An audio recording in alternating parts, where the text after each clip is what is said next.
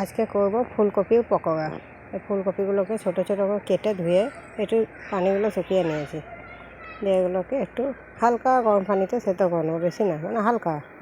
আর আমি বেটার তৈরি করছি একটা দিয়ে বেসন, কর্নফ্লাওয়ার, লবণ, হলুদ গুঁড়ো, লঙ্কা গুঁড়ো, জিরে গুঁড়ো দিয়ে এগুলো সব হাতে করে মিশিয়ে নিলাম।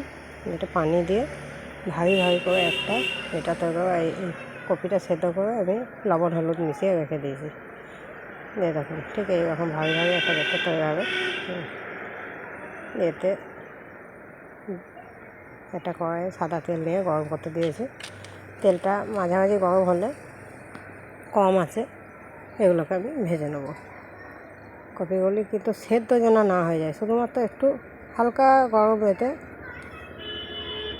দিয়ে আবার তুলে নিয়েছি। দেখুন একটা একটা আমি ছাড়বো, কম আছে, এটাকে ভাজতে হবে লাল লাল করে।